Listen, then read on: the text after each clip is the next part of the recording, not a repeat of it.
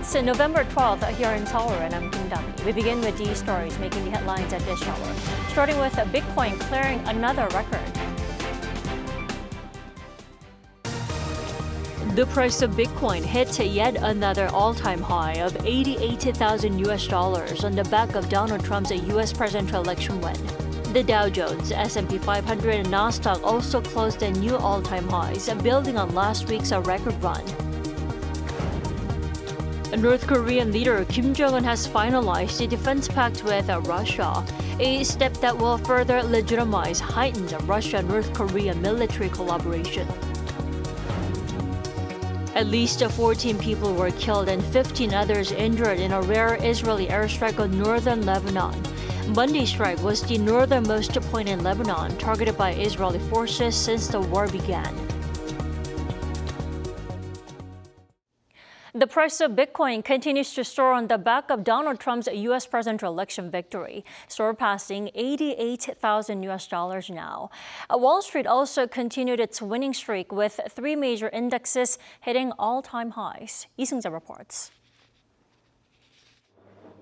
A day after surpassing $80,000, the price of Bitcoin continued to soar, reaching above $88,000.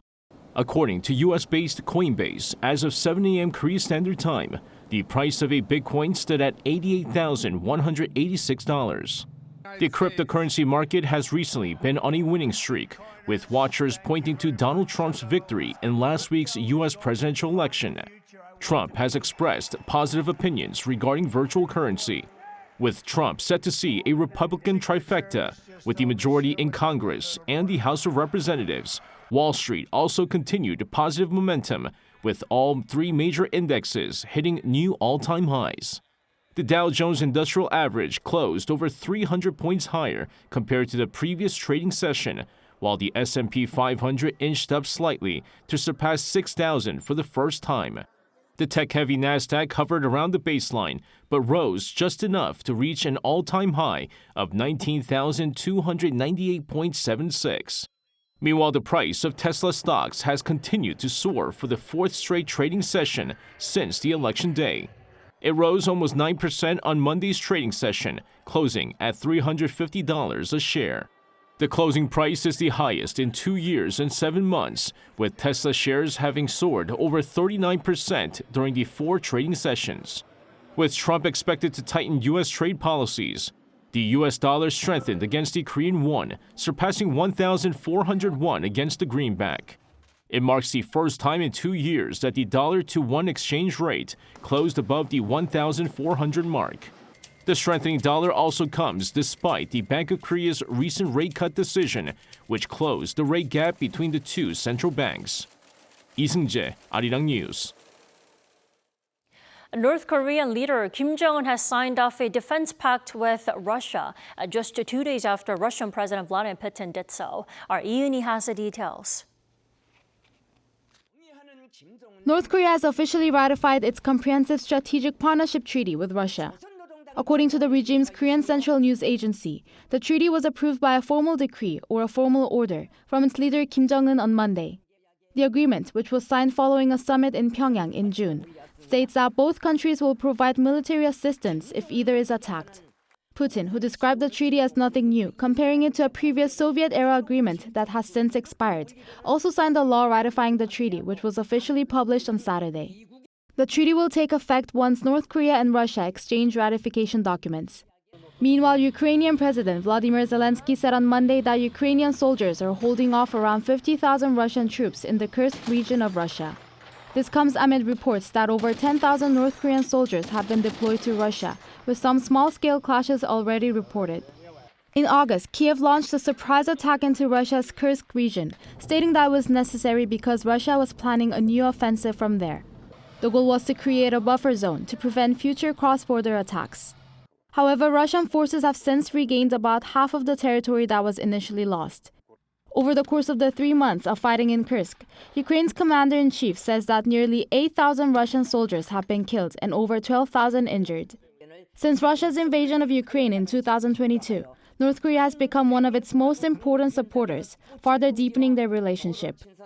Lee Eun-hee, Arirang News. An Israeli airstrike in northern Lebanon Monday killed at least 14 and injured 15 others as Israel continues its offensives in the country. The latest airstrike targeted the town of Ain Yaakov, the northernmost part in Lebanon that Israel has targeted since October 2023. Israel hit a building with 30 people inside, including Syrian refugees. However, the Israeli military said its forces, based on intelligence, targeted a military structure with a terrorist inside. It added that the reports of casualties were also exaggerated.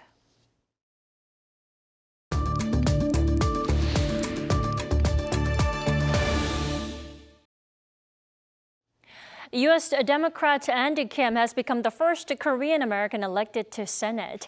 Now, how is his win a symbol of the Korean American dream? We're joined by Kyung-yeon, president of Korean American Community Foundation. Welcome to the program. Thank you for having me. Thanks for joining us. Now, how has the Korean American community reacted to his win last week? Let's start with that.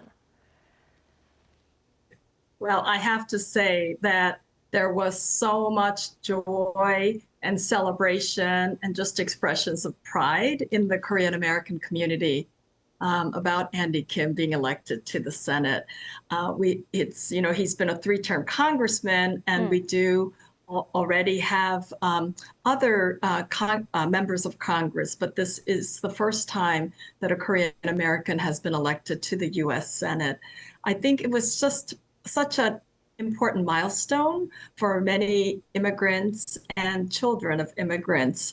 We see this level of political representation as a sign that we belong in America, that we have political voice and representation. And so it was an extremely emotional and exciting time for the Korean American community. Right, exciting and also inspirational for a lot of younger generations there. Now, let's discuss more about this third-term congressman. Andy Kim's come a long way as a political figure in the U.S. Now, how has he been known in the States? Well, I think Andy Kim is not seen as the most shiny politician in any way. He is incredibly smart and dedicated, and I think really seen as a politician who is in politics for the right reasons, one who is dedicated to truly to public service, and that is the reason he's gone into this arena. I think his reputation and his leadership is marked by incredible integrity.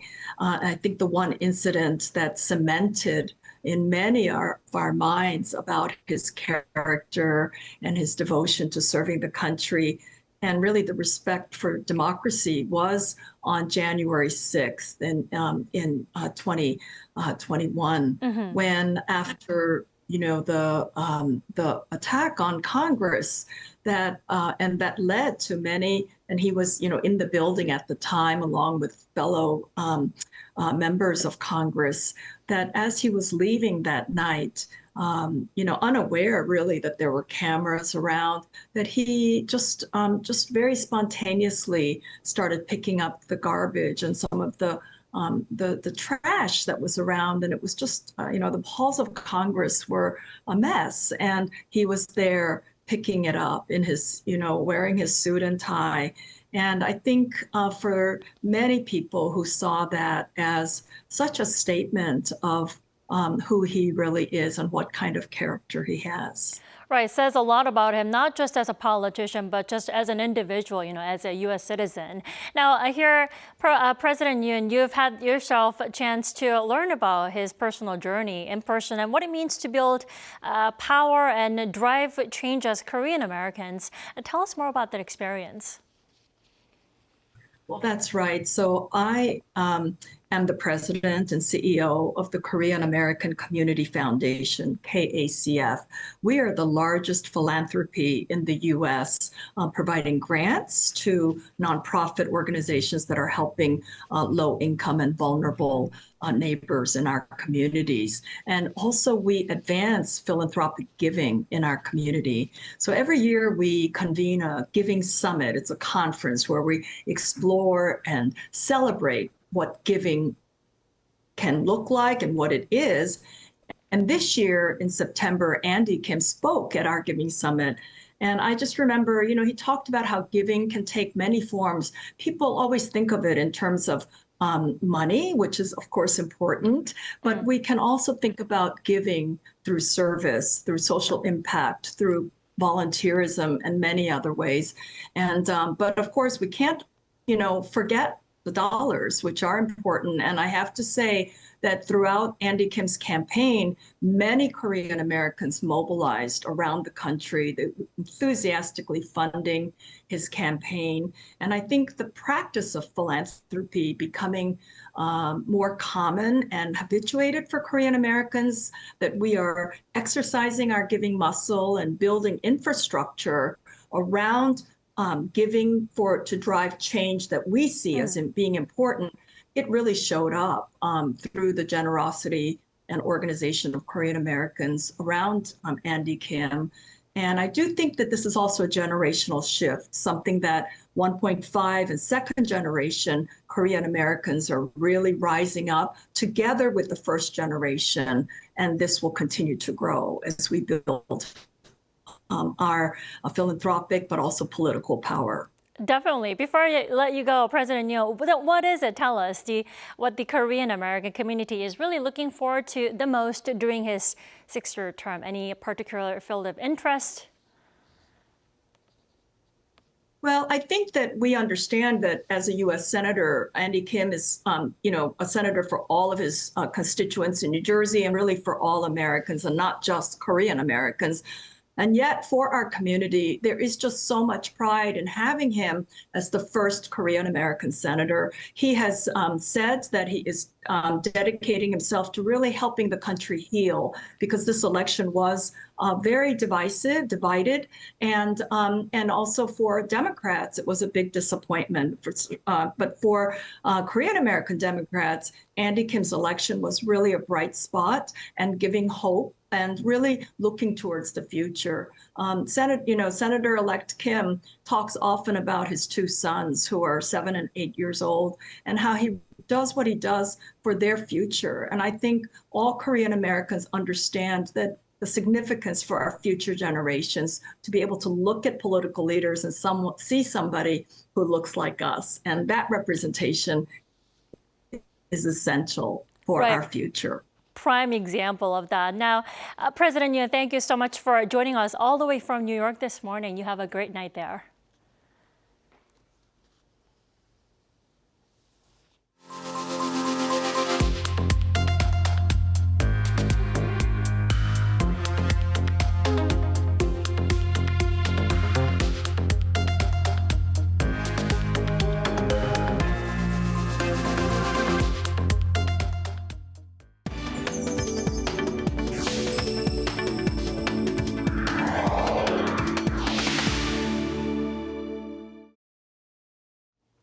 Despite concerns surrounding former President Donald Trump's track record of pressuring U.S. allies, a veteran diplomat says that there are still key opportunities for South Korea and the U.S. to collaborate effectively on global issues.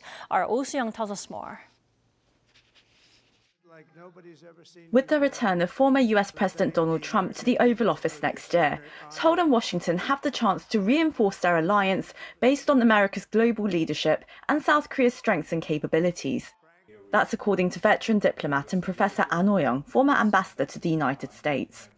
Amid concerns Trump will revive his transactional and confrontational approach to alliances, and says Seoul and Washington have more reasons to work together to face an increasingly complex regional and global security environment. And in that case, I think there is a lot we could be working together between Korea and United States. For example, we have to remember that when it comes to conventional weapons, We are fifth largest power in the world. President-elect Trump talked about defense industry capabilities of Korea. So he talked about, say, naval vessels, U.S. naval vessels, which need something called MRO service from Korea. That is to say, maintenance, repair service from Korea. That, in fact, is something we've been talking about for a long, long time.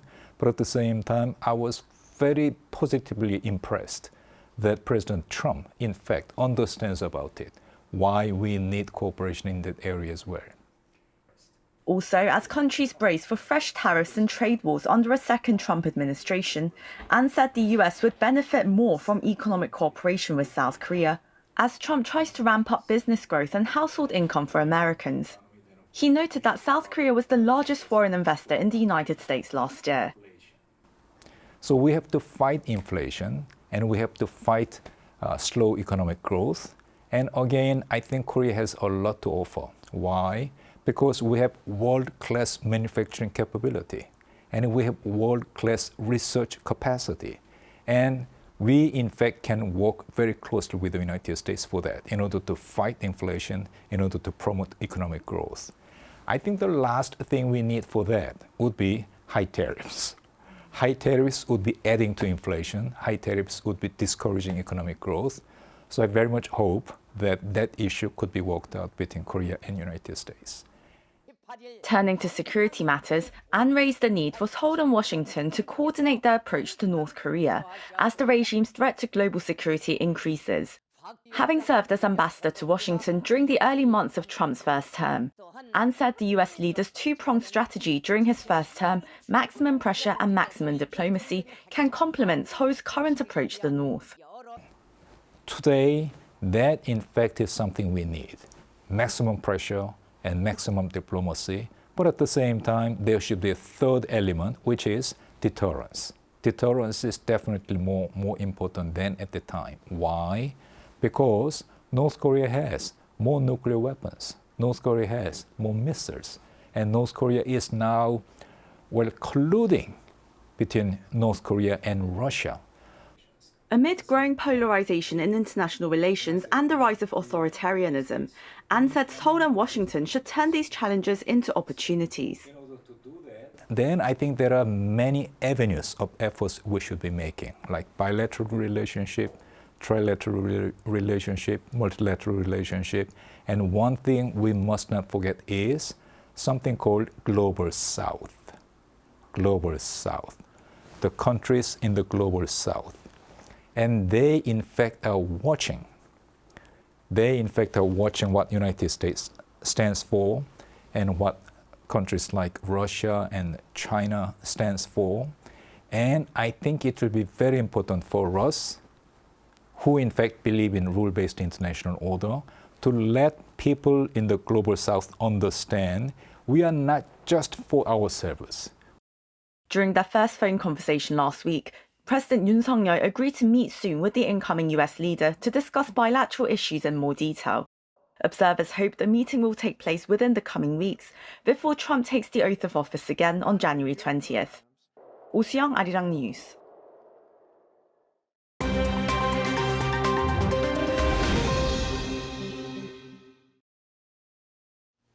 Now, let's take a look at the stories from around the world with our Kim Seong. Good morning, Seong. Good morning, Dami. Let's start today in the Caribbean and the latest in the Haitian politics and its gang problem. Tell us more about that. That's right, Dami. Haiti has seen weeks of political chaos exacerbated by gang violence that has engulfed over 80% of the capital, Port-au-Prince. Now, Haiti's Transitional Presidential Council appointed Alex Didier Filzem as the country's new prime minister on Monday. On the same day, Haiti's international airport was shut down after gangs shot at a plane as it attempted to land. The new PM is a businessman and a son of a well-known Haitian activist, Alex Filzem, who was jailed during the rule of dictator Jean-Claude Baby Doc Duvalier. While the Transitional Presidential Council, which was only founded in April, is faltering after 3 of its 9 members were recently accused of corruption, Didier Filzem pledged that inclusive, transparent and democratic elections will be held in the country while promising to prioritize good governance and transparency. The Haitian Transitional Presidential Council fired the interim Prime Minister Gary Conille just before the new Prime Minister was sworn in. Moving over to Poland, tens of thousands of Poles, including nationalist politicians, marched through the capital Warsaw on Monday in an annual Independence Day event hosted by the far right. According to authorities, some 90,000 people participated in the march, despite organizers claiming 200,000 people took part. Demonstrators were seen waving the Polish national flag, while some shot red flares and carried banners with anti-EU, anti-Ukraine, and white supremacist messages. Anti-immigration and anti-EU chanting was heard, with reference also made to White Europe, while the US flag was seen with participants saying, "People love Trump here," and calling for more similar marches across Europe. A general election last year ended 8 years of nationalist rule in Poland, but the far-right confederation is now polling at around 12%. Typhoon Toraji struck the northern Philippines on Monday as it made landfall in the province of Aurora with wind speeds of up to 130 kilometers per hour. Officials said that thousands of villages were ordered to evacuate while ports were closed. However, no casualties have been reported yet. A civil defense chief in the affected area said it was not possible to go out to make a damage assessment, but trees are down and power has been out since the day before. A Coast Guard tally on Monday showed that some 700 passengers were stranded at ports. The typhoon is the fourth storm in under a month to hit the Philippines. Libyan falconers gathered last week for a two-day contest to showcase their talents with the birds as part of the Libya Heritage Carnival. 110 Libyan participants and falcon lovers from other countries joined the event in the town of Jardina in southwestern Benghazi, where organizers said advanced equipment was used to calculate the speed of the birds. The Libya Heritage Carnival also included contests for camel and horse riding to promote and revive traditional sports.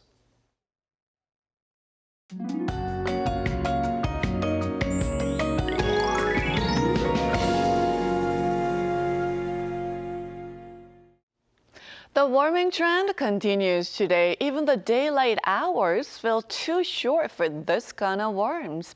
Well, this year's Suneung test will be taken on Thursday, and except for the afternoon rain, the weather will not be a problem for much of test takers. However, the air quality in southern Gyeonggi-do and Chungcheongdo and Jeollabuk-do provinces is forecast to be bad all day today. Gwangju and Daegu will see poor air quality tonight. Well, morning temperatures are slightly higher than yesterday. Then the highs will be 1 to 3 degrees lower this afternoon, topping out at 19 degrees here in the capital, Chuncheon and Daejeon. Daegu, Gyeongju, Gwangju will make it to 20 degrees Celsius.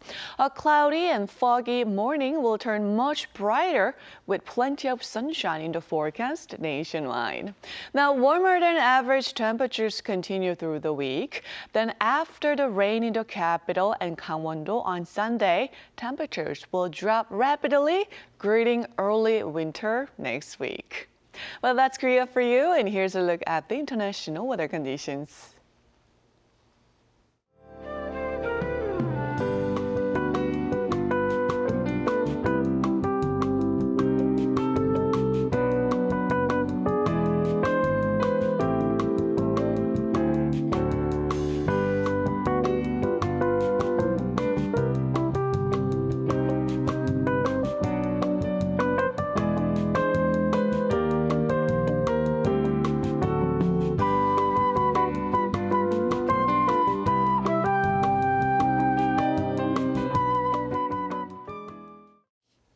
That wraps up our morning edition of Arirang News. Thanks for watching.